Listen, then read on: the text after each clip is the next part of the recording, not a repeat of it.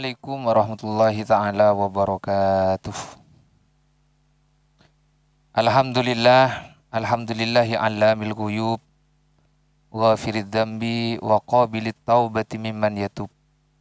Wa asyhadu an la ilaha illallah wahdahu la syarikalah syahadatan tumha biha dzulumatudz dzunub. Wa asyhadu anna sayyidana Muhammadan abduhu wa rasuluhu alladzi kusyifa lahu an kulli mahjub. Sallallahu alaihi wa ala alihi wa ashabihi man zalat bihim al-kurub. Amma ba'du. Alhamdulillah, di kesempatan sore hari ini kita bisa berjumpa kembali dalam satu acara, yaitu pembahasan kitab Kifayatul Adqiya dalam keadaan sehat walafiat. Semoga para pemirsa, para netizen semuanya diberikan kesehatan, dijaga oleh Allah Subhanahu wa Ta'ala.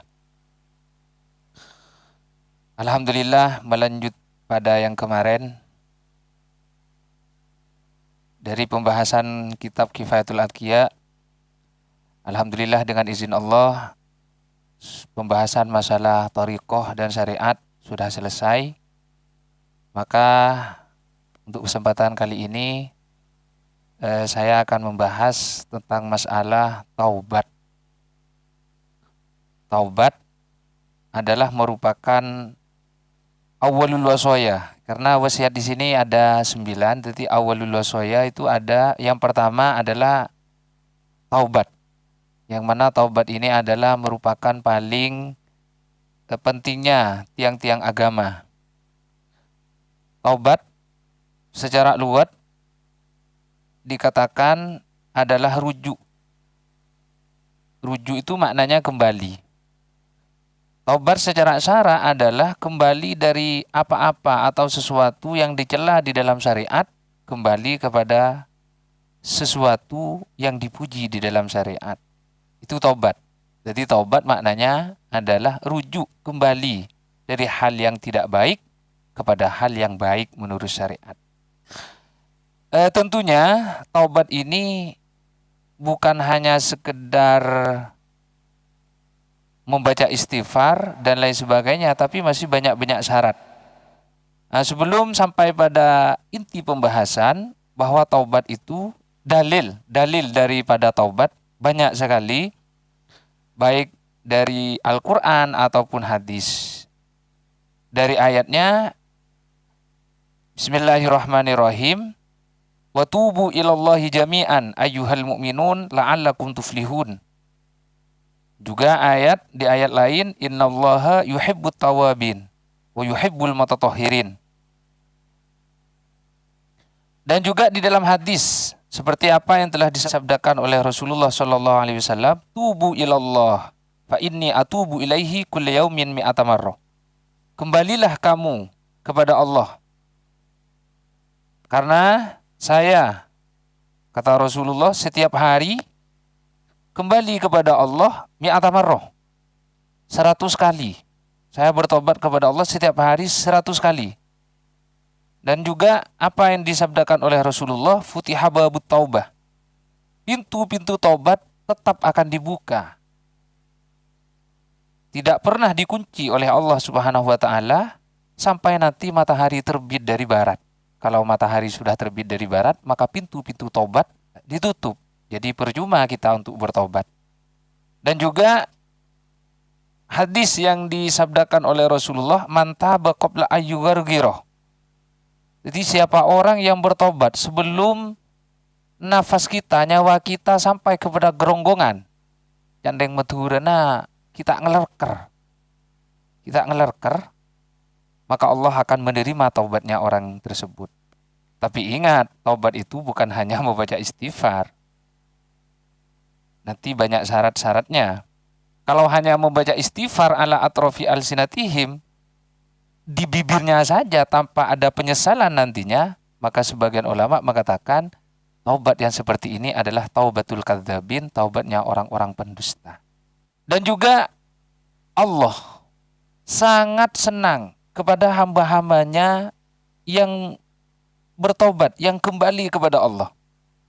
Ini diumpamakan seumpamanya ada seorang laki-laki singgah di tempat di bumi yang sangat membahayakan. Dia membawa kendaraan, di dalam kendaraannya ada makanan, ada minuman. Kemudian dia tertidur. Setelah bangun dari tidur, ternyata kendaraannya yang berisi makanan dan minuman hilang. Lalu dia mencari. Dicarinya sampai sangat lapar, sampai sangat haus. Tapi belum ditemukan. Sampai akhirnya dia kembali lagi kepada tempat yang semula. Dia memasrahkan dirinya kepada Allah. Kalau saya ditakdir mati, ya sudahlah, saya mati saja. Akhirnya orang tersebut meletakkan kepalanya di atas tangannya, kemudian dia tidur. Ternyata setelah bangun dari tidur, kendaraannya sudah ada di dekatnya. Orang seperti ini senang apa tidak? Jelas sangat senang. Tapi ingat, orang yang seperti tadi, Allah lebih senang daripada orang yang sedemikian. Yaitu senang kepada hamba-hambanya yang bertobat, Allah lebih senang kepada orang yang tadi. Ini masalah taubat, dalil-dalil masalah taubat. Nah, sekarang kita pada titik pembahasan yaitu dalam kaidah Bismillahirrahmanirrahim. Utlub mata ban bin nadamati mukli'a wa bi asmi tarki dzambi fi mastukbila wa bara'atan min kulli haqqil adami wa li hadhil arkani far'a wa kamila. Jadi di dalam dua bait ini oleh Kiai Nazim dijelaskan beberapa syaratnya taubat yang tidak bisa sah taubat tersebut kecuali dengan adanya syarat tersebut. Apa syaratnya? Yang pertama adalah merasa menyesal, sangat menyesal atas dosa-dosa yang telah dilakukannya. Dan tidak akan mengulangi lagi dari perbuatan-perbuatan dosa yang telah dilakukan. Ini yang pertama. Jadi kalau hanya membaca istighfar tanpa ada penyesalan, ya maka taubatnya tidak diterima oleh Allah Subhanahu wa taala. Wal iqla'u minadz-dzambi, dan berhenti dari melakukan dosa, wal bara'atu min jami' hukukil adamiyyin, dan meminta pembebasan kalau dosa yang dilakukan ada hubungannya dengan hakul adami. Dalam kitab Fathul Mu'in sudah dijelaskan wa hukukul adami mutawaqqifatun ala ridahu. Hak-hak adami itu masih menunggu ridanya orang anak Adam, yakni ridanya orang yang didalimi. Karena ketika melakukan dosa, kita melakukan dosa, ada kalanya kita hanya berdosa kepada Allah tanpa ada hubungannya dengan hakul adami. Ada kalanya kita melakukan dosa, ada hubungannya dengan hakul adami. Nah, oleh ulama ini dijelaskan bagaimana kalau dosa yang kita lakukan ada hubungannya dengan hakul adami. Nah, nanti akan dijelaskan. Jadi yang pertama syaratnya taubat adalah kita harus merasa menyesal, merasa menyesal dengan apa-apa yang telah dilakukan dan tidak akan mengulangi lagi. Kalau dia sedang melakukan dosa, dia langsung berhenti dan meminta pembebasan dari hakul adami. Di sini dijelaskan kalau seumpamanya dosa yang dilakukan ada kaitannya dengan hakul adami, maka disyaratkan tabri'atuhu. Tabri'ah itu meminta pembebasan kepada orang yang bersangkutan.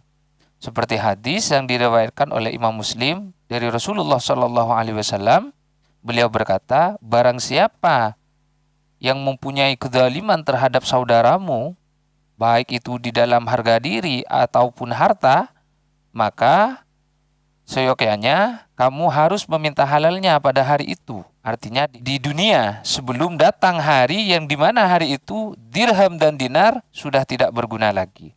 Bagaimana kalau yang diambil itu berupa harta? Ya kalau berupa harta maka dikembalikan kepada pemiliknya kalau ada ya.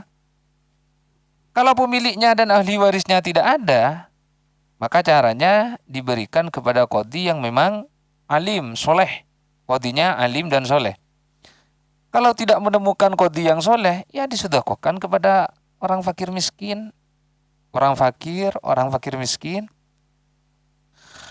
Dengan niatan kalau nanti pemiliknya itu ada, ditemukan, maka dia akan mengembalikannya. Kalau yang didalimi berupa harga diri seperti halnya mughibah dan lain sebagainya, maka harus istihlal. Istihlal itu meminta halalnya kepada orang tersebut. Apakah wajib untuk memberitahu kepada orang yang bersangkutan, artinya kepada orang yang mughibah? Di sini dijelaskan, kalau orang yang dighibah itu tidak tahu bahwa dirinya itu dighibah, maka wajib kita memberitahu. Kecuali nanti kalau dikasih tahu dia tambah marah, maka tidak usah dikasih tahu. Bagaimana caranya? Ya meminta kepada Allah supaya dia memperoleh ridho dari Allah, supaya dia memperoleh rahmat dari Allah, dengan kita bersungguh-sungguh bertobat kepada Allah dan membacakan istighfar pada orang tersebut. Nah itu. Karena kalau tidak demikian, nanti kalau sudah sampai kepada akhirat, kita tidak meminta halalnya, maka apa yang terjadi? Kalau kita mempunyai amal baik, maka amal baik kita akan diberikan kepada orang tersebut. Lalu bagaimana kalau kita tidak mempunyai amal baik? Seperti itu. Apa yang akan diberikan? Maka amal buruk dari orang yang dighibah akan diambil oleh Allah dan ditimpakan kepada kita, yakni orang yang menghibah. Itu konsekuensinya. Maka jangan-janganlah menghibah kepada sesama Islamnya, jangan sampai. Ya karena seperti itu konsekuensinya nanti. Kalau masih diberi kesempatan oleh Allah bertobat, ayolah kita kembali lagi kepada Allah, memperbaiki diri, perbanyak baca istighfar, disertai penyesalan yang memang betul penyesalan, tidak akan mengulangi lagi perbuatan-perbuatan yang telah kita pernah lakukan. Mungkin cukup dari saya seperti ini. Jika ada kesalahan, saya minta maaf yang sebesar-besarnya. Jika ada kesalahan baik dari makna atau dari murad atau dari tingkah laku yang kurang berkenan, kami minta maaf yang sebesar-besarnya. Akhirnya dari kami, ihdinas siratal mustaqim, siratal anbiya wal mursalin. Assalamualaikum warahmatullahi taala wabarakatuh.